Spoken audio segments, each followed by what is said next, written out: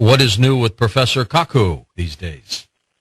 Well, this past weekend, something happened which really disturbed me, and that is the sun is having this temper tantrum, and it's getting worse and worse. Oh, boy. We had 5 solar flares erupt last week, 2 just in the past weekend. NASA satellites were just overwhelmed by the size of the flare that came out of the sun. Two flares came out of the sun on Friday and Saturday, and we're headed toward the 11-year sunspot cycle maximum now. And the fear is that one of these solar flares could hit the Earth, in which case all hell could break loose. And, it's just a matter of time, isn't it? It's a matter of time. We've had a big one about 150 years ago in 1859. We had a huge solar flare that hit the Earth. Back then we only had telegraph wires, but even they were shorted out. And you could read the newspaper in Cuba at night by the light of the northern lights, the aurora borealis, as far south as Cuba. And from that, we physicists can recalculate how big that solar flare of 1859 must have been. If we were hit with another one like that, it would fry our satellites, communications would go down instantly, power plants would be shorted out, and in a worst case, remember, this is a worst case scenario now. That's right.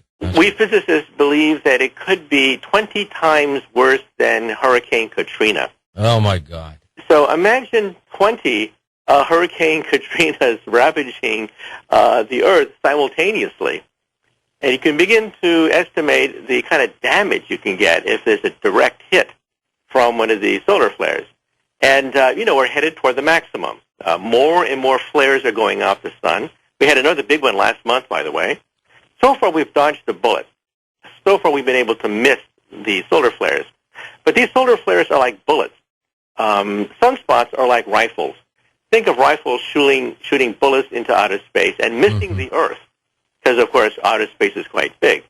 But one of these days, one of these solar flares is going to hit the Earth, like what happened in 1859, and then all hell could break loose. Yeah, if it's the right size and it hits us on a direct angle, or we are in trouble, and we haven't insulated the grid. Everything could go down. I'll tell you what concerns me too, Michio, is what happens if the power goes out? What about all our nuke plants? And we won't have the ability to, they will melt down, won't they? Yeah, take a look at what happened in Japan. The backup power generators were in the basement. You can't think of anything worse, any worse place to put a generator than in the basement of a building. It was flooded almost immediately by the tsunami. And so the reactor almost instantly was dead in the water. They had no power. And because they had no power, there was no safety systems. And then we had 3 simultaneous core meltdowns in Fukushima, plus the uranium actually liquefied. We've never seen a totally liquefied core before. First time in history. But the Fukushima reactor actually melted totally. And so we could have lots of these around the country if there's a power blackout because of a solar flare. Simultaneously, we lose pump activity, we lose backup power, we lose the ability to control the control rods. It would be a nightmare. And how long? Well, it only takes a few hours for a core meltdown to get off the ground. Yeah. And by the way, at Fukushima, you may ask yourself a simple question. If the core melted completely, then how come we didn't have a China syndrome? How come there wasn't an explosion that blew the roof off like Chernobyl? And the reason is that in Fukushima, one of the workers disobeyed orders. He was under a direct order not to flush the core with seawater, because that would destroy the core. The utility thought they could revive the reactor still. They had illusions about that.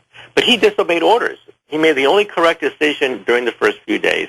He flooded the reactor with seawater, and he stopped the devastation of northern Japan. He's a national hero. He is. And he disobeyed orders.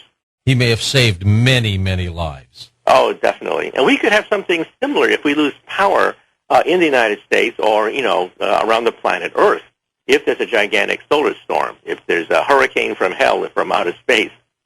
Now, we physicists went to Congress last year, and we asked Congress for a few $100 million, that's chump change, to reinforce our power plant, to build a backup grid, to make our satellites so that we could shut them down in case of a major flare, or maybe even have safety systems on the next generation of satellites. And we got nothing. Congress has laughed at us. But, you know, we're the physicists of this country. We're the American Physical Society. We're the organization of physicists in this country. And we said to Congress that these are rare events, maybe once in 100 years, once in a 200-year event, but it's inevitable. It's inevitable that one of these bullets is going to hit the Earth like what happened 150 years ago. And when that happens, it's going to be worse than Katrina. It's an insurance policy. Why would they not jump all over this? Well, they said things like, well, you know, times are hard and, you know, the probability of an event is low. But, you know, power blackouts have happened because of sunspot activity in Quebec, Canada, for example, and in South Africa. Certain cities were hit with solar flares, but they were not a direct hit. They were like a grazing blow to the Earth, and we've had power blackouts. Now, see, here's the problem. We're very young in the space age. We've only had experiences with these sunspot cycles for only a few cycles because, you know, Sputnik only went up in 1957. We haven't had experience, but these solar flares have been going on for billions of years. But we never had electricity for billions of years. We've only had electricity for 100 years. And so we have no experience with one of these things. And so it's just like hurricanes. You know, people think that, yeah, hurricanes are bad, but they're very rare, so why bother to prepare for them? Then one day it hits you, and then you lose $50 billion like in Hurricane Sandy. Yeah, I think it's foolish that they're not doing this, Michio. They should have jumped all over your proposals, and that it should have been implemented right now. We should be building infrastructure right now, insulating the grid, protecting our power plants. It's going to bite us one day. I can feel it. That's right. And, you know, you can imagine the chaos. If all of a sudden we have power blackouts simultaneously across the country, no rescue crews are going to come in from neighboring cities because they, too, will be knocked out. So you're not going to see ambulances and fire trucks from neighboring cities to take care of us in case of a power blackout. And then food is going to rot in refrigerators, you know, as what happened with Hurricane Sandy. It only takes a few days for food to rot. And new food is not going to come in from the outside because there is no outside. And so food riots are going to start in a few days because people realize that there's no food to eat because all the food is rotten because there's no electricity. And so you can imagine the kind of chaos you're going to have. Now, here in the Northeast, we had Hurricane Sandy. But, you know, we got relief from the outside. You know, the rest of the country was not paralyzed. That's right. The airports were up and running in a few days. And so shipments of food, trucks can come in. But can you imagine what happens if there's no outside? That if they, too, are hit simultaneously with one of these solar flares? And, you know, like I said, we're headed for a solar maximum now. In just a few months, we'll hit the peak of this solar cycle. And so the temper tantrums that we had last week will be multiplied in the coming weeks. And there'll be more and more newspaper reports, especially from NASA, monitoring the sun. Because we never used to do this before, by the way. We never used to monitor these things. Now we monitor them, because now we begin to realize, oh, my God, this could really be a big one. Now it scares. I wonder what the Mayans really knew, Michio, when they talk about the Mayan calendar end date. I wonder if it was truly going to be some kind of solar event. Well, I don't know. All I know is that the laws of physics tell us that this happens every 11 years. The reason for that, by the way, is that the North Pole and the South Pole of the sun flip every 11 years. Because the sun spins, it sort of like winds up its magnetic field lines, like winding the windings of a clock. If you wind the windings of a clock too much, it springs open. It pops out at you, right? That's what happens every 11 years. When the sun spins, it winds up its magnetic field lines, like winding up the windings of a clock. And after 11 years, it can't take it anymore and goes boing, boing, boing, boing. Boing, off it goes.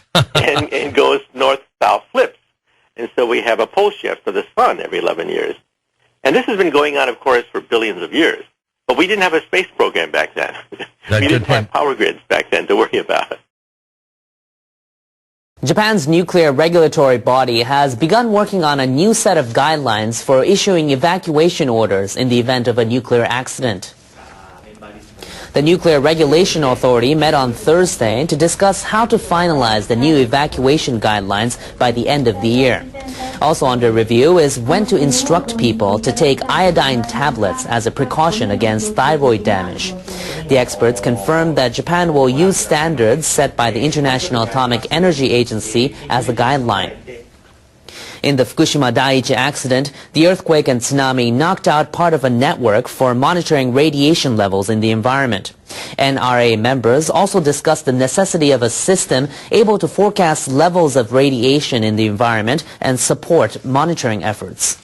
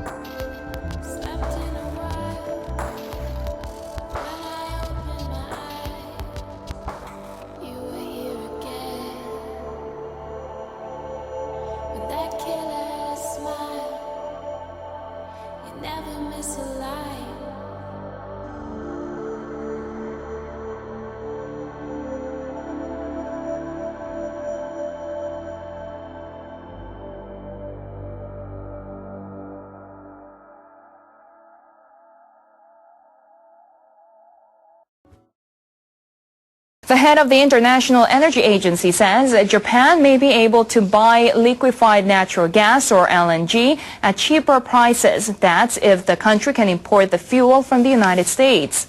IEA Executive Director Maria van der Hooven held a news conference in Tokyo. She talked about the agency's report on global supply and demand prospects for energy released last week.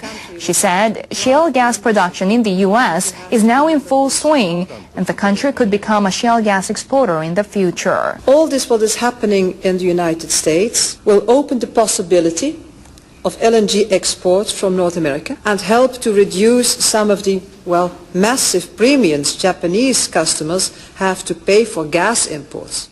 Imports of LNG for use in thermal power plants increased in Japan after last year's nuclear power plant accident.